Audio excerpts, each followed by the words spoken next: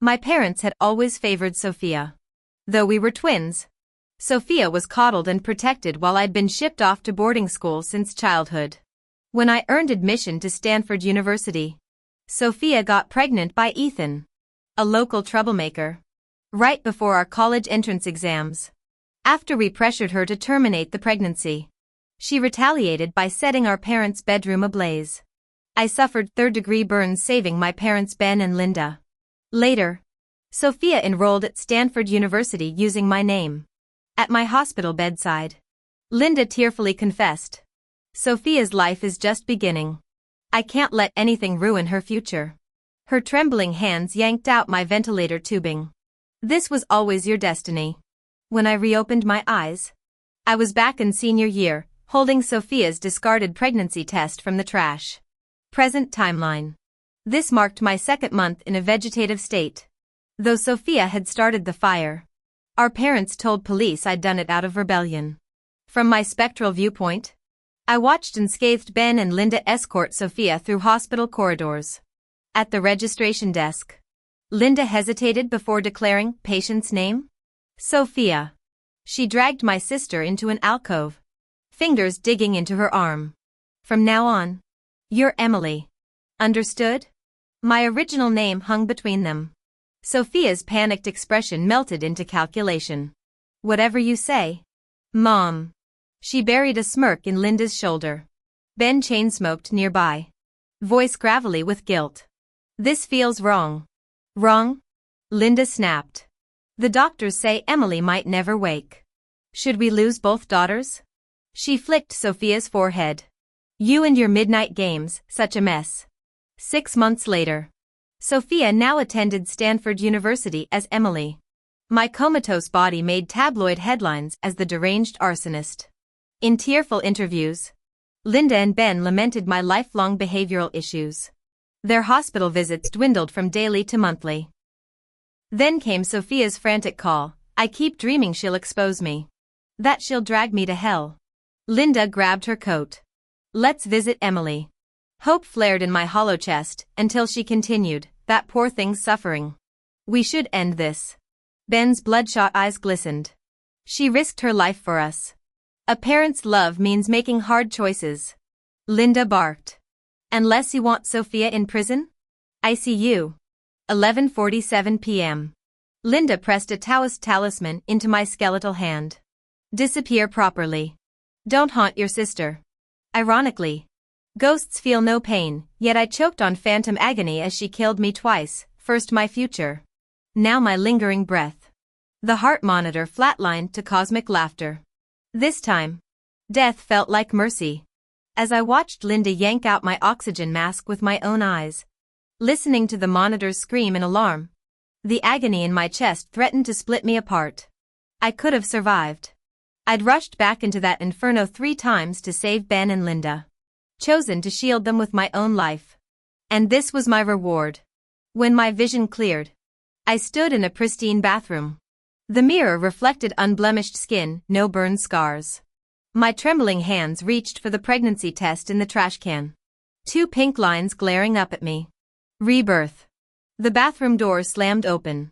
"Did I tell you to sleep through your alarm?" Linda's shrill voice cut through the morning quiet. "Sophia's morning sickness is acting up. Where's her ginger tea?" My gaze drifted to Sophia smirking at the breakfast table, her manicured fingers tracing the Starbucks cup already in her hand. The golden child who'd never spent a night away from home while I'd been shipped off to boarding school at 7. Even on rare weekends home, I'd wake at dawn to hand-wash her designer jeans in ice-cold water until my knuckles bled. "You owe her this," Linda would say whenever my raw hands shook too badly to hold the laundry detergent. "If you hadn't flipped breech position, they wouldn't have cut me open." Her fingers would jab at the C-section scar like a brand. "Ruined my chances for a son." The family myth went like this: my traumatic birth supposedly damaged Linda's uterus. My straight A report cards? Stolen nutrients from Sophia's developing brain. Never mind that Sophia's migraines coincided with all-night TikTok marathons. Last life. I'd made the mistake of exposing Sophia's pregnancy. 3 days later, faulty wiring ignited our apartment complex. This time, I carefully layered tissues over the pregnancy test. Let the teenage Madonna have her immaculate conception.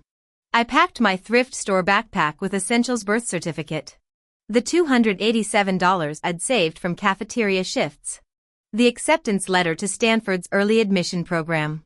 Let the Davis family's golden girl burn down her own future. My fingers brushed the smoke detector in the hallway on the way out. This time, I'd be halfway to California when the matches struck. I bought a prepaid phone card on my way and texted Sophia Davis from the unknown number, "If you don't want your parents finding out about the pregnancy, bring $20. 000. The phone immediately blew up with frantic messages as Sophia hysterically demanded to know my identity. I knew her too well, she'd be terrified of her parents Ben Green and Linda Miller dragging her to get an abortion. Ignoring her meltdown, I simply replied, "Have the money ready in the storage locker. Your secret stays safe." Sophia had been coddled her entire life by the Davis family, venomous yet cowardly. I effortlessly retrieved the $20. 000 cash from the designated locker. Last lifetime, I'd pleaded with her not to date that troublemaker Ethan Roberts before college entrance exams. She'd sneered, "You really think you're my sister? At best you're my maid." Bragging about her $10.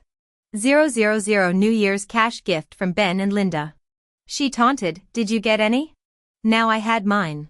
The thick stack of bills in my hand brought relief. With funds secured, I could focus completely on studying. Though I'd barely scraped into Stanford University last life, my scores fell short for the desired major. Given this second chance, I'd push harder than ever. I stopped going home, spending every weekend grinding practice tests in the dorm. Roommates called me the study machine. By year's end, I spotted Sophia on campus 6 months pregnant beneath her puffy down jacket, waddling awkwardly yet undetected.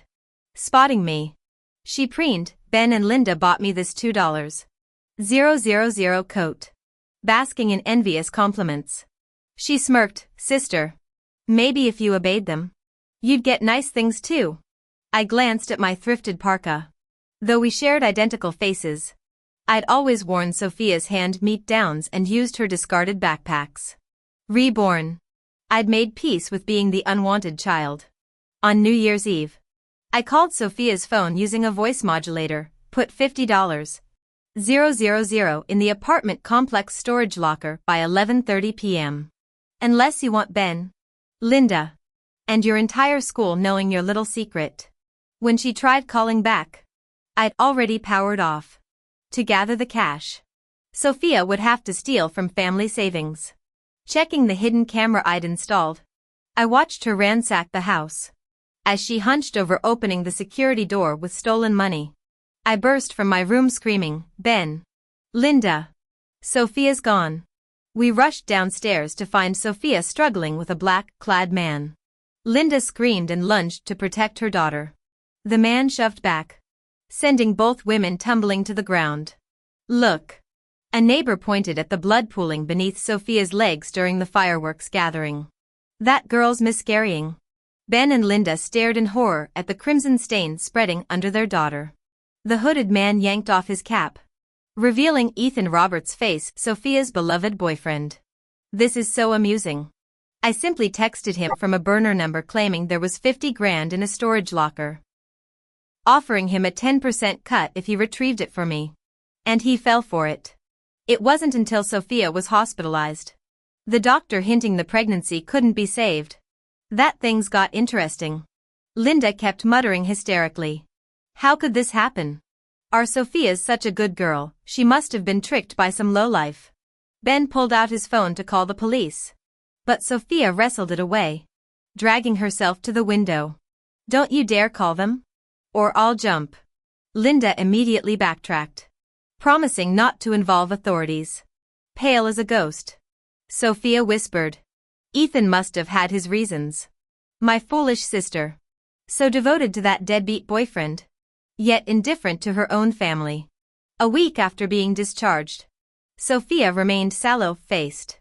Our parents hovered over her like servants during her recovery period. I stayed holed up in my room studying, enjoying the peace, until I overheard Linda on a call in the living room. Yes. Miscarriage, no. The baby didn't make it, oh. You've got it wrong. It was Emily who lost the baby. Not Sophia, That girl's always been rebellious. Can you believe she snuck around getting knocked up? Such a disgrace. I raised them the same. But Sophia's always been the obedient one. I stood frozen in the doorway, shaking with rage.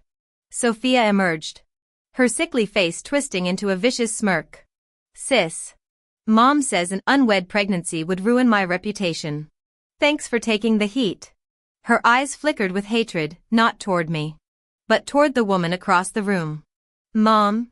Why are you telling people I'm the one who miscarried? My voice trembled. Linda guided Sophia to the couch before addressing me like I was a misbehaving child. You're the older sister. This is your duty. Sophia's too fragile for gossip. She glanced at my backpack. Don't even think about returning to campus until she's recovered. You'll both start the semester together. They retreated to Sophia's room without another word. Linda shooting me a cold glare.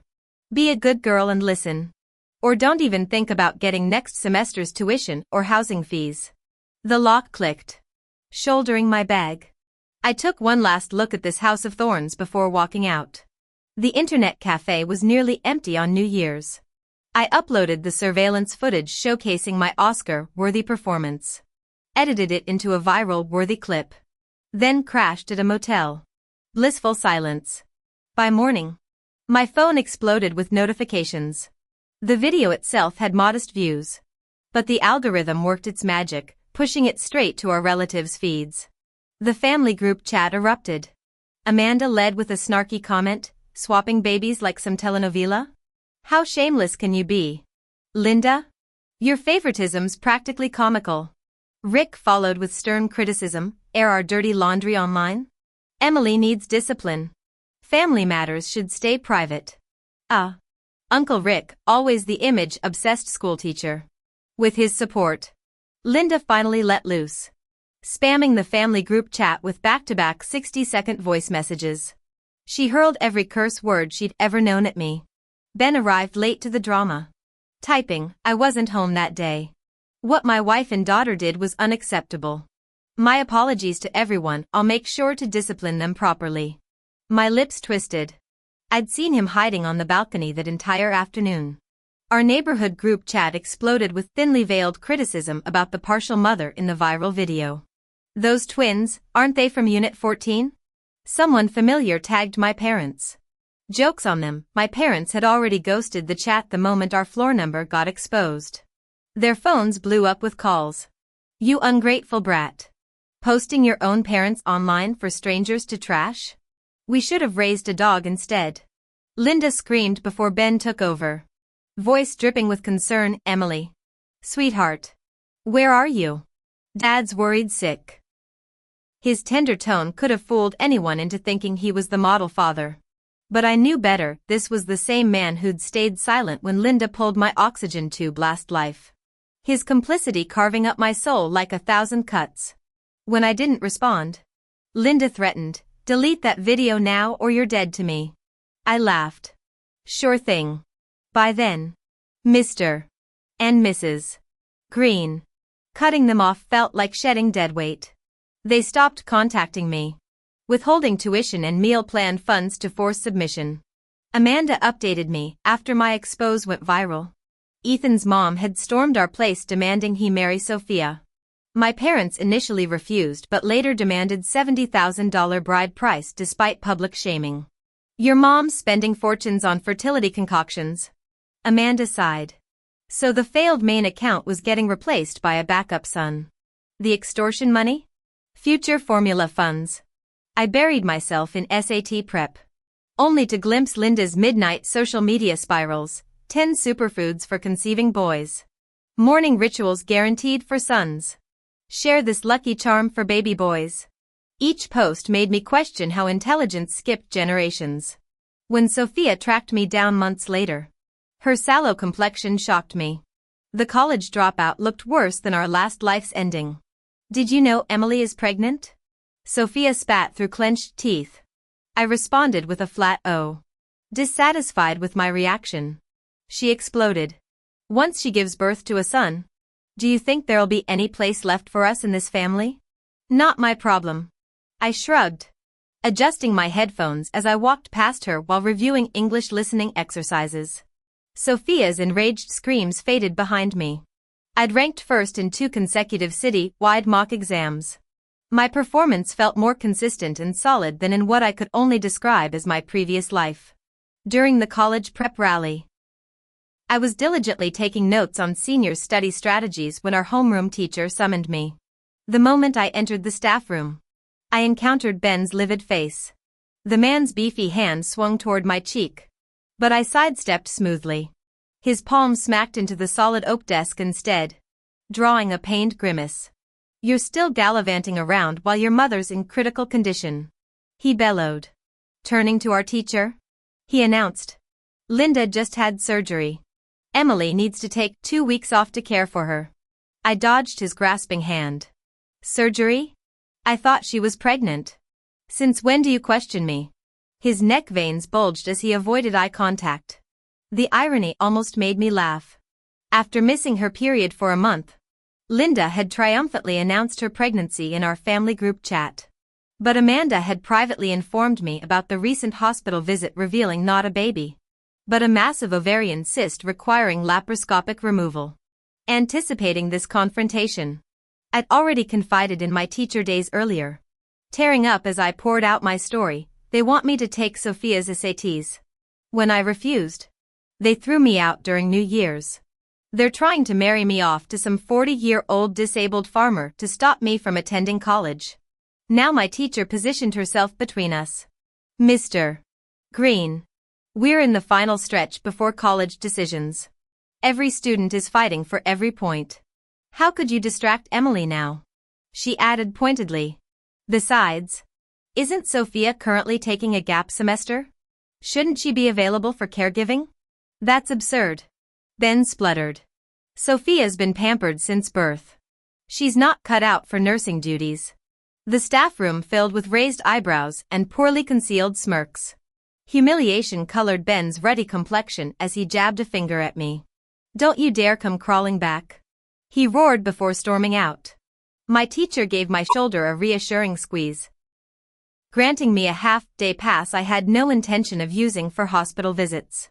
Instead, I consulted a dermatologist about stress-induced hair loss from late-night study sessions. Vitamin B complex should help, the doctor advised, prescribing $3 store-brand supplements.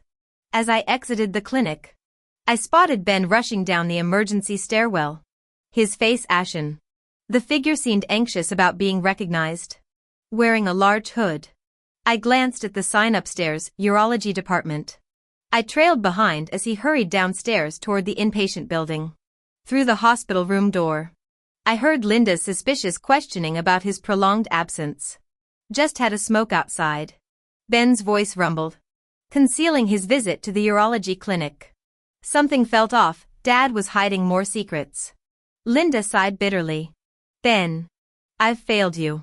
Never gave you a son. The doctors say, at my age, her voice hardened, that Emily's been nothing but trouble since day one. That C-section ruined everything. If not for her breech position. Ben grunted. Emily's become completely unreasonable lately. I left the hospital with icy laughter. My phone buzzed before reaching the gates. Cousin forwarded family group chat screenshots. Linda's voice notes blared.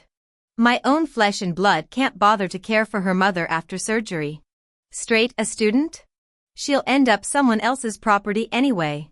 From today, Sophia is our only daughter. The chat stayed silent until Amanda finally responded, frowny face, get your meds adjusted. Linda. Emily's prepping for SATs while Sophia's already living like some middle-aged has-been.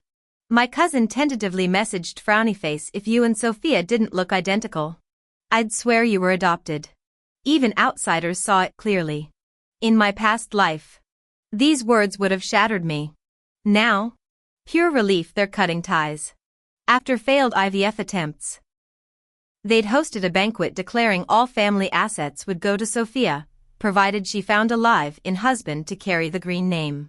As if their crumbling 700 square feet apartment was some royal inheritance.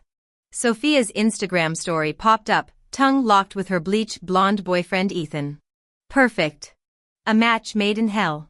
I arranged a meet-up on a sunny afternoon. Sophia arrived with Ethan in tow. Sneering, Mom and Dad already signed everything over. Don't even think about contesting it. Ethan's eyes roamed inappropriately as he chimed in, the green legacy belongs to us now. Forcing tears. I pressed premium health screening vouchers into Sophia's palm. Please give these to them, but don't say it's from me.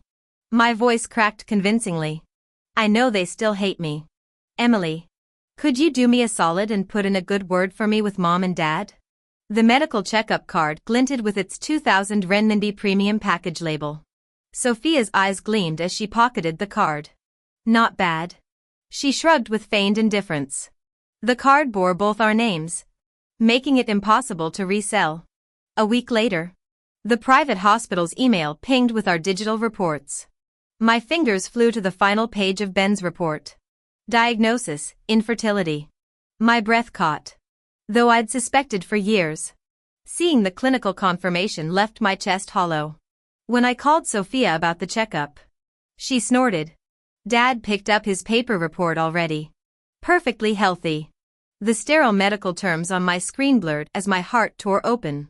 He'd played his roles flawlessly, the magnanimous husband forgiving his wife for bearing no sons. The detached father watching silently as Mom blamed me for her failed pregnancies. The martyred victim in our family's endless storm. He'd watched me become my sister's servant. Watched me drown in their contempt. Watched me die 1,000 deaths under their scorn. Cicadas buzzed outside my window as the college entrance exams concluded. No force on earth could make me return to that house. I rented a studio near campus, juggling 2 tutoring jobs while pre-studying university material. When MIT admissions officers arrived at my parents' doorstep, I was already video calling them from my apartment. We're delighted to offer Emily our energy engineering program. The officer began. And assist with her residency paperwork. My parents froze when they heard City's STEM valedictorian. Linda's eyes darted before she slammed the door shut. Sophia. Get out here. MIT's here for you. She stage whispered. Sophia shuffled out scowling. Have you gone senile? That bitch left weeks. Linda's nails dug into her arm. This is our Emily. The top scorer. She beamed at the visitors. The officer frowned. This is Emily Johnson? Of course. Ben puffed his chest. Sophia suddenly straightened, flipping her hair. Yeah. I'm Emily. Honestly. She sneered. MIT only sent 2 people? Where's Harvard's delegation? If you want me, you'll need better incentives. The admissions officer slowly raised his phone, revealing my live video feed. We've already finalized Emily's enrollment. My smile tightened as 3 faces paled on screen. Shall we discuss the scholarship details? There was a knock at the door. The teacher opened it to find 2 grim-faced police officers. Who called 911? They demanded. The version of me on the phone screen raised her hand. Officers. Someone's been using my identity for illegal activities. I spoke through the device. The admissions officer nodded. I can confirm that. The 3 members of the Green family were escorted to a squad car. Ben panicked. We were just playing a joke on Emily. The officers ignored him. He shoved Linda viciously. This is all your fault. You and your stupid daughter with your idiotic schemes. Linda kept her head bowed submissively. This woman who'd screamed obscenities and beaten me couldn't muster a single word of defiance against her husband.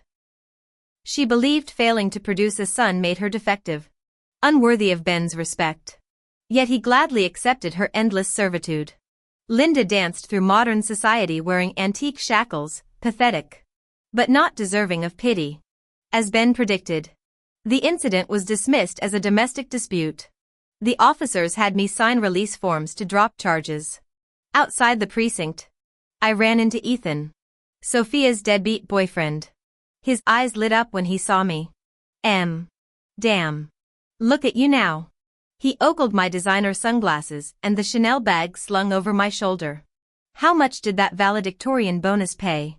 This whole look screams money. I adjusted my $3,000 rented handbag. Scholarship money doesn't cover luxury goods. I earned these myself. His leer dropped to my chest. What kind of business pays that well? The implication hung thick. He clearly thought I'd traded sexual favors for designer labels. Swallowing nausea, I pulled out my phone. It's complicated. Let's connect on Instagram. I watched his greedy fingers tap through my carefully curated feed, photos of different luxury bags each day. Artfully staged manicure shots. Doctored screenshots of stock market gains. 2 days later, I posted property deeds with the caption, 2 weeks of trading profits equals down payment on my first condo. #hustle. The DM came within hours. Come on M.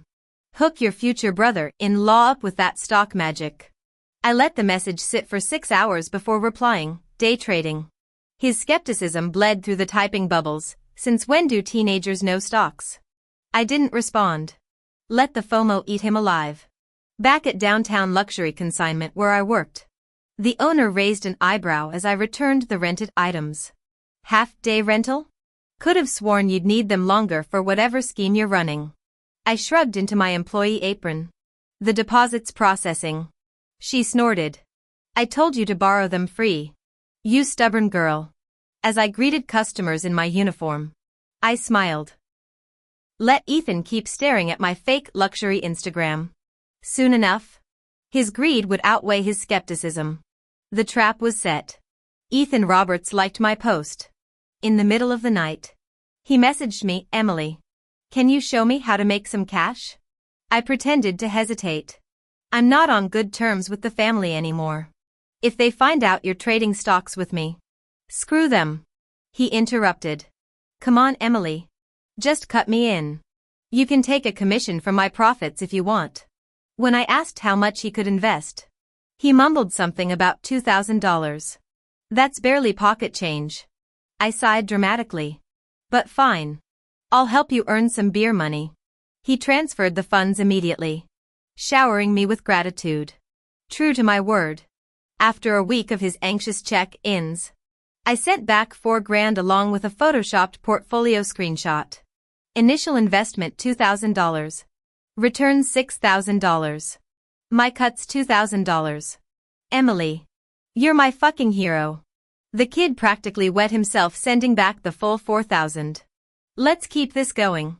Over the following weeks, his bets grew wilder as I funneled him fake wins. But when I raised my commission to 80%, he started balking. That's brutal. We're family. Small principal. Big risk. I sneered. Honestly, I'm only doing this because you're dating Sophia. During his panicked call about empty pockets, I casually mentioned the Davis family's house Sophia inherited. Mortgage that baby and you're playing with real money. When he hesitated, I delivered the kill shot, your choice. But imagine having enough to stop being Linda's pathetic live-in son-in-law. The silence stretched before he growled. Fuck it. I'm in. Move-in day at MIT. Ethan and Sophia showed up in Boston. I dumped him at the stock exchange with some bullshit about learning the floor. At first he kept sucking up. But soon the little shit started mouthing off about my greedy cuts. Met this broker Jax who only takes 10%. He bragged. No wonder Sophia says you're an ungrateful wretch. We're done.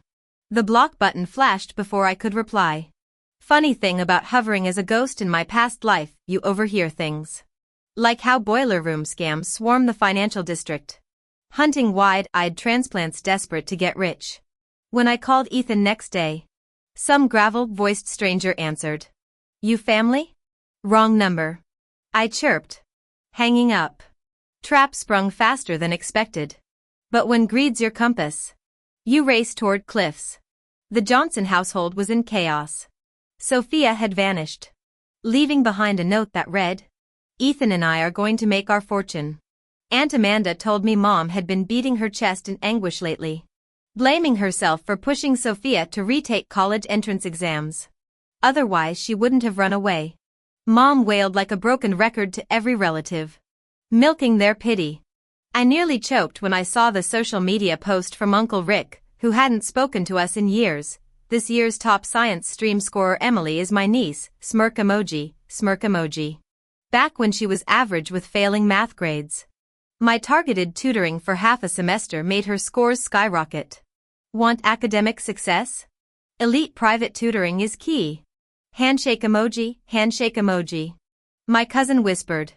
Is he advertising his cram school? Wait. When did I ever take his classes? Freshman year. I'd missed a week of school due to bronchitis. Thinking Uncle Rick being a math teacher might help. I'd timidly texted him a problem. 3 days later came his reply, can't solve this basic question? Too busy partying? Even if I explain. Airheads like you never get it. Stop wasting my time. I aced finals that semester without him. When I chose STEM sophomore year. He scoffed, girls just memorize, no logic for real science. Now this substitute teacher from the district's worst high school charges $500 per hour using my name as his credential. My anonymous tip to the education board timed perfectly with the city's summer crackdown on illegal tutoring. Uncle Rick became the poster child for scandal. His name splashed across news sites before getting fired. Months later, as I buried myself in research under professors' mentorship, my parents finally accepted their golden child Sophia had abandoned them. Their sudden concerned call came through, let bygones be bygones. Dad, Ben said magnanimously. We'll host your belated college celebration this winter. My bitter laugh made him snap, you'd really disown us? We fed you. Clothed you. Your mother's infertility is your fault, you ended the green bloodline. Mom Linda's whimpers of agreement still echoed as I hung up. 10 copies of Dad's STD test results soon arrived via postal service. When delivery guys asked if I wanted them discreetly packaged, I smiled, just leave them at Green Tech's front desk. The clinic paperwork sat prominently on Ben's executive desk by noon. Since there was no designated recipient, anyone passing by could flip through it. Within half a day, Ben noticed his colleagues were giving him strange looks, disbelief, mockery, pity. The receptionist finally mustered the courage to hand him the medical report. Ben glanced at it, broke into a cold sweat, flushed crimson, and bolted from his desk. Meanwhile, Linda, Rick, my uncles, Amanda, other aunts, and Linda's relatives all received copies of that report. I didn't know the specifics, but Amanda later told me Ben now utterly despised his youngest daughter Sophia. Who knew Sophia would vanish God knows where and still manage to mail out her father's medical records? She clucked. Your mother's threatening to kill Ben over this deception. They're at each other's throats daily. Then came the bombshell, Emily. Dear. Did you know your father's sterile? What could I do? I blinked innocently. I had no idea. Amanda. Sophia handled their checkups, I wasn't involved. The sharpest knives must be wielded by the favorite child. Sterility isn't contagious. But Ben's fragile ego couldn't withstand the office whispers and family gossip. He quit his job, now obsessively preparing for fatherhood through experimental fertility drugs. That winter, the private clinic called. The nurse chirped. Your father enrolled in our male infertility drug trial per your recommendation. We're refunding the $4,000 consultation fee to your account as agreed. I treated myself to a lavish steak dinner with the recycled cash. Soon after, my parents lost their home. Sophia had mortgaged the house before disappearing. When the bank foreclosed, their screaming matches escalated to physical brawls in the hallway. This is your fault. You spoiled that rotten girl. You gave her the damn deed. You brainless, at least I tried giving us a son. You're less than a man. They moved into a cramped studio, trading punches between police mediation visits. I laughed hearing these stories. The final update came during my junior year. They divorced, then set their apartment ablaze during another fight. Firefighters pulled them out, Ben with minor burns, Linda with charred lungs and third-degree burns. At the hospital, Ben sat slumped with bandaged hands. Linda rasped in ICU. The doctor murmured. Her survival chances are slim. We'll attempt resuscitation if needed. I observed my handiwork dispassionately. The Green family legacy now smelled of antiseptic and burnt dreams. The treatment costs won't be low. You should prepare yourselves. I nodded. Money isn't an issue. Doctor. Spare no expense on any necessary equipment. The doctor looked surprised, giving me an approving glance. Ben dragged his feet across the floor, tears streaming down his face as he grasped my hand. Emily. I always knew you were a devoted daughter. You're all I have left now. I withdrew my hand and asked if I could see Linda. Inside the ICU. Linda lay naked with tubes snaking across her body. Machines whirred and beeped rhythmically while her labored breathing rasped like an antique fan. I approached slowly. Don't worry about medical bills. Mom. That health insurance policy I got you will cover everything. Watching her contorted expression, I enunciated clearly. Enjoy every moment of being alive. She thrashed violently against the restraints, face twisted in rage, before collapsing back onto the bed as monitors screamed alarms. Medical staff rushed in while I tearfully begged, please save my mother. Back at college, I received regular updates, slim survival odds, yet Linda kept fighting through endless resuscitations. During senior year internship, news broke about pyramid scheme busts. Though pixelated, I instantly recognized Sophia in the police footage. Relatives later told me Sophia had returned home after release, attacking Ben upon learning about Linda's hospitalization. He blamed her for mortgaging their house and exposing his infertility. Sophia denied everything, shifting blame to me. But Ben didn't buy it. Their violent altercation landed both in jail. Post-release, Sophia drifted jobless. Through Linda's former coworker, I leaked news about the substantial death benefit payout. That night, Sophia rushed to the hospital and yanked Linda's oxygen tube. Since when is helping my mother die with dignity a crime? She argued during arrest. When I arrived, doctors lamented. Your mother fought so hard to live. What kind of daughter does this? In that sterile room where Linda had struggled for months, her dead eyes stared wide with resentment. Mom, you must love this ending. Just like when you pulled my oxygen tube, claiming to end my suffering. Sophia received 3 years for intentional homicide. When informed, our father simply said, deserved. Serves you right. Not a trace of paternal affection remained on his face. He'd spent his entire savings compensating for fire damages. Divorced from his wife, they held no legal ties anymore. The death benefit finally landed in my account, which I donated in full to the National Medical Foundation. Returning to distant Beijing, I resumed my studies. Ben kept calling, but I hung up every time. Later, my cousin attending college here shared updates about him through gritted teeth. Homeless and penniless, he loitered daily at the park's matchmaking corner, trying to trade his fading looks for lifelong security. Young women scorned his age and poverty. Middle-aged singles deemed him cursed wife killer, child destroyer, walking bad omen. He exploded during one argument, even striking a woman. Former colleagues witnessed the scene, snidely asking if he'd cured his infertility. Public humiliation left him crimson-faced, slinking away defeated. Eventually, he stopped appearing altogether. My cousin hesitated before whispering, Mom says Uncle overdosed on performance enhancers. Wrecked his health. I feigned surprise. How tragic. After graduation, I joined a research institute on professor's recommendation. Months blurred until the security guard mentioned a man haunting our gates. That guy claims to be Dr. Emily Johnson's father. He pointed at the stooped, white-haired figure weathering the bitter wind. Ben shuffled over, cracked smile trembling. Emily. He rubbed chapped hands. I've come so many times. Why won't you see me? Why indeed. Tears streaked his weathered face. I'm destitute. You can't abandon your own father. Remember how I protected you?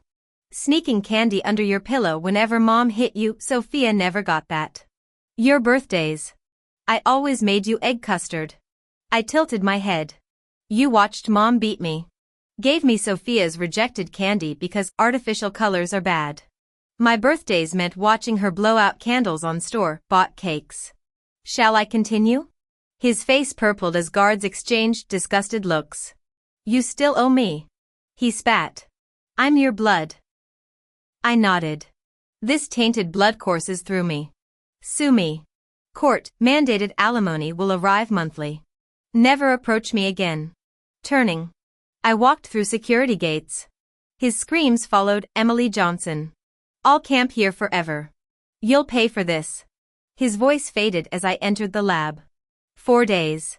He accosted researchers with tales of unfilial daughters and moral decay.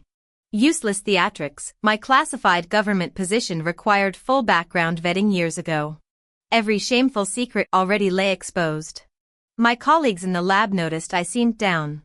They occasionally brought me flowers or snacks, telling me not to let that old creep outside get to me.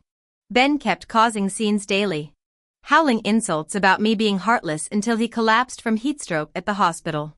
Afterward, he started slipping between lucidity and confusion. The doctors said severe dehydration and oxygen deprivation caused neural damage leading to cognitive decline.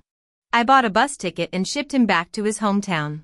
Later, Amanda sighed over the phone that during Ben's clear moments, he'd camp out at Rick's house screaming about how the fortune teller Rick consulted decades ago doomed their family by declaring me bad luck. During episodes, he'd chase recycling trucks down suburban streets. Ben vanished on a sunny morning, wandering off during his daily walk. Nobody knew where he went. Nobody cared to look. Stepping out of the lab building, I paused in the morning light, breathing deep. Golden rays warmed my face as dawn broke. The morning sun rose. I, too, was the sunrise.